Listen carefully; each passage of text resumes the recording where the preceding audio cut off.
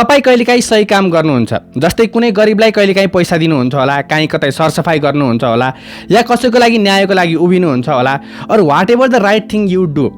तर तपाईँ त्यो सही काम किन गर्नुहुन्छ? तपाईँको जवाफले तपाईँको मोरल क्यारेक्टर थाहा हुन्छ।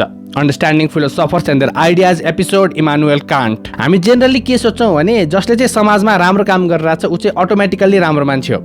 तर इमानुएल कान्ट यहाँ एउटा अनकम्फर्टेबल क्वेसन सोध्छन्, तपाईँले त्यो राम्रो काम आखिर किन गर्नुभयो? रिवार्डको लागि, प्रेजको लागि, out of guilt, out of fear, और just because it is the right thing to do? कान्टको सबैभन्दा फन्डामेन्टल टिचिङ ड्युटी।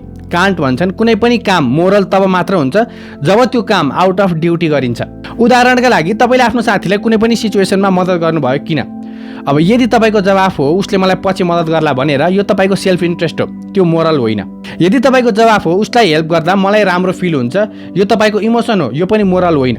यदि तपाईँको जवाफ मैले आफ्नो साथीलाई हेल्प गरेँ किनकि it is the right thing to do, तब मात्र त्यो काम मोरल भएर जान्छ।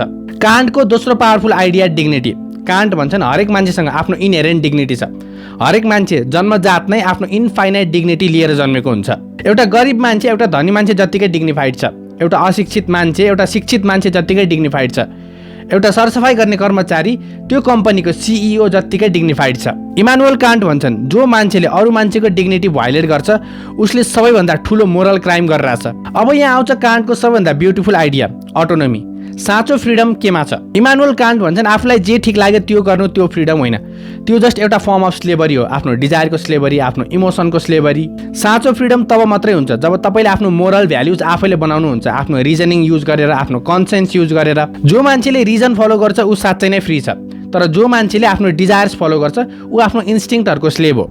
ड्युटी, डिग्निटी, अटोनोमी, यो तिनटै कुराले एउटा फन्डामेन्टल ट्रुथ भन्दैछन्, तपाईँ एनिमल होइन। तपाईँसँग रिजन छ, तपाईँसँग कन्सियन्स छ, तपाईँसँग आफ्नो मोरल क्यापासिटी छ, र त्यो मोरल क्यापासिटी तपाईँको सबैभन्दा ठुलो गिफ्ट हो। र त्यो गिफ्ट ड्युटीबाट, डिग्निटीबाट र आफ्नो फ्रिडमबाट एक्सप्रेस हुन्छ। र अर्को एपिसोडमा हामी यो बारेमा डिस्कस गर्नेछौँ कि इमानुएल कान्टले आज हाम्रो समाजलाई के सिकाउँदैछन्। See you in the next one.